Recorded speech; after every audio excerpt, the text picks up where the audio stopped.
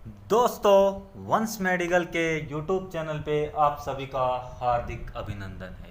तो आप सभी को बेसब्री से जिस वैकेंसी की कंप्लीट होने की आप लोगों को आसार थे, वो कंप्लीट होने के बिल्कुल कगार पे हैं। और हम आज बात करेंगे जो दस्तावेज सत्यापन हेतु जो डॉक्यूमेंट्स चाहिए, अपने को दस्तावेज चाहिए, उनके बारे में। तो हम एक एक आराम आराम से बात करेंगे। एक बार हम नाम ले लेते हैं सबका, फिर अच्छे से एक एक के बारे में हम डिस्कस करेंगे। देखो, सबसे पहले क्या है, टाइम तो हम खराब करेंगे नहीं, हम डायरेक्ट बात करते हैं। आप सभी को वैसे ही पता है, ठीक है। यूट्यूब चैनल को सब्सक्राइब नहीं किया है, कर ले, ये हम बात नहीं करते हैं। इसके बाद में हम अच्छे से बात करते हैं, एक एक। सबसे पहले नाम पढ़ते हैं, उसके बाद में डिटेल से बात करेंगे, ठीक है। सबसे पहले होता है एप्लीकेशन फॉर्म या आवेदन पत्र, ठीक है। उसके बाद में आता है बोनाफाइड सर्टिफिकेट या फिर मूल निवास प्रमाण पत्र। थर्ड जो डॉक्यूमेंट्स है वो है कास्ट सर्टिफिकेट, मतलब जाति प्रमाण पत्र।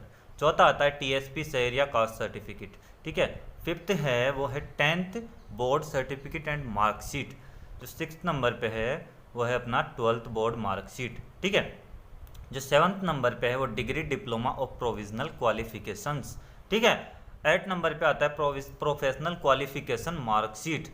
9th नंबर पे आता है अपना valid registration form concert board counselling, यानी राजस्थान की संबंधित काउंसलिंग बोर्ड का अध्ययनस्थ नवीन विथ रजिस्ट्रेशन, मतलब जो अपने रजिस्ट्रेशन नंबर वाला जो सर्टिफिकेट है वो चाहिए अपने को, ठीक है। अगर अब जो 10th नंबर पे आता है वो मैरिज सर्टिफिकेट, मतलब किसी की शादी हो गई तो उसको मैरिज सर्टिफिकेट चाहिए, ठीक है।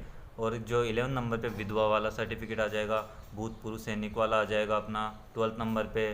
13 नंबर पे आ जाएगा अपना उत्कृष्ट खिलाड़ी प्रमाण पत्र और विकलांगता प्रमाण पत्र आ जाएगा 14 नंबर पे।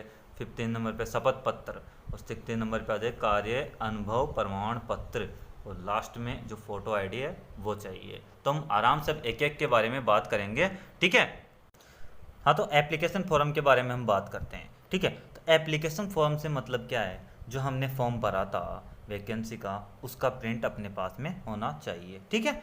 और जब हम सेकंड की बात करते हैं बोनाफाइड सर्टिफिकेट, इसका मतलब क्या है, मूल निवास प्रमाण पत्र, मतलब हम राजस्थान के निवासी है या नहीं है। तो जाहिर सी बात है, अपने को ये तो सबसे मोस्ट इम्पोर्टेंट दस्तावेजों में आता ही है, बोनाफाइड सर्टिफिकेट, मूल निवास प्रमाण पत्र, तो ये भी चाहिए अपने को।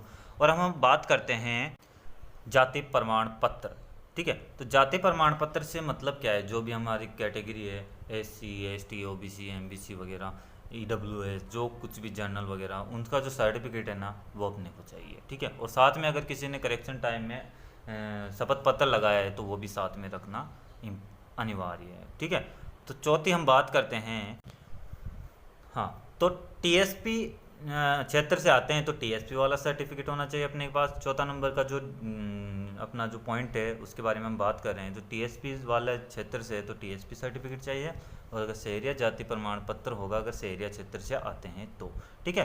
तो उसके बाद में हम बात करेंगे जो 5वां नंबर का है वो, हाँ, तो हम बात करते हैं जो 5वां पॉइंट है अपना 10th बोर्ड सर्टिफिकेट और मार्कशीट। देखो, इसमें बहुत सारे बच्चे कंफ्यूज भी होंगे। देखो, इसमें क्या होता है, जो 2010 और 2008 के पास में क्या था, एक बोर्ड मार्कशीट अलग आती थी और बोर्ड सर्टिफिकेट अलग आता था, ठीक है।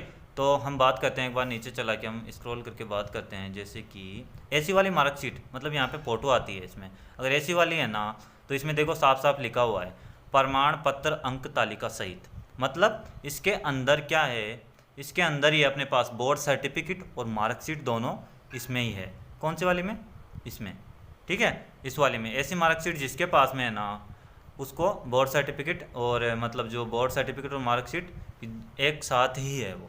और जो भी पहले पहले वाले हैं जो 2008-10 के आसपास, तो उनके अंदर क्या है, बोर्ड सर्टिफिकेट अलग है और मार्कशीट अलग आती है।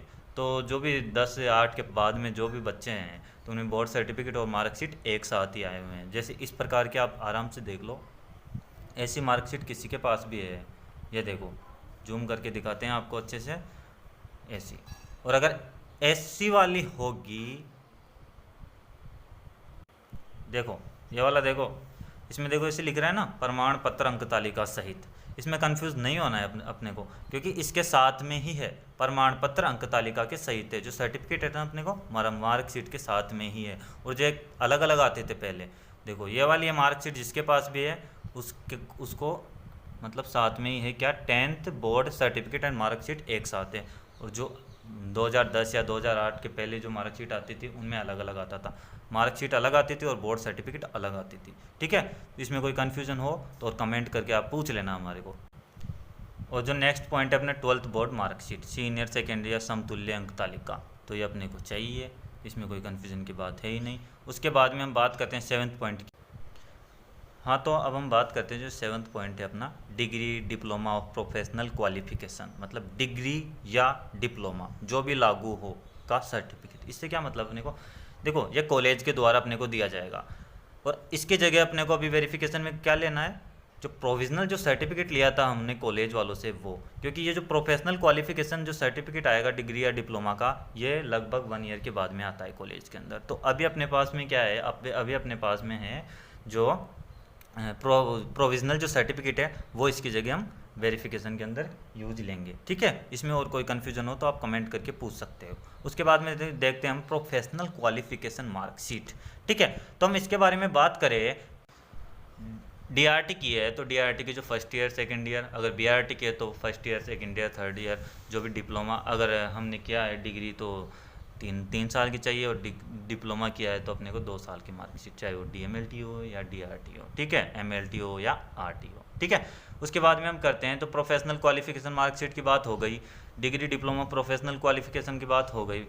इसके बाद में हम देखते हैं जो 9th नंबर का जो पॉइंट है, valid registration from concerned board counselling. देखो हम इसके बारे में, जो राजस्थान पैरामेडिकल काउंसलिंग मतलब आरपीएमसी है, उसके अंदर अपना रजिस्ट्रेशन होना चाहिए, और रजिस्ट्रेशन जो ईमेल पे आया होगा उसका प्रिंट अपने पास में होना चाहिए। ठीक है, उसके बाद में हम करते हैं मैरिज सर्टिफिकेट की बात।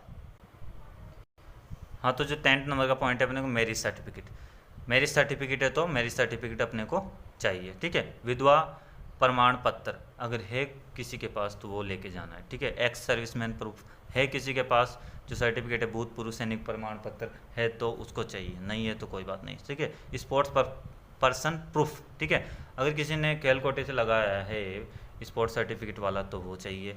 और डिसेबिलिटी सर्टिफिकेट मतलब विकलांगता प्रमाण पत्र है कोई विकलांग तो उसको वो वाला प्रमाण पत्र चाहिए। ठीक है, इसके बाद में आता है एफिडेविट मतलब शपथ पत्र, यह तो सभी को चाहिए। ठीक है, जो 15 नंबर जो 15 नंबर का जो पॉइंट है ये सभी को चाहिए शपथ पत्र। ठीक है, उसका हम फॉर्मेट आपको टेलीग्राम चैनल पे प्रोवाइड करा देंगे।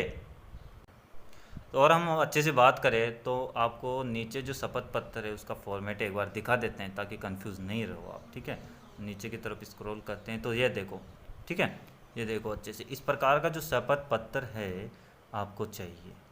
ठीक है, ये देखो, जो ऊपर वाला है वो शादीशुदा वालों के लिए है और जो नीचे वाला है वो आपको अविवाहित जो भी है उनके लिए लगाना है। ठीक है, तो ये फॉर्मेट हम आपको टेलीग्राम चैनल पर प्रोवाइड करा देंगे।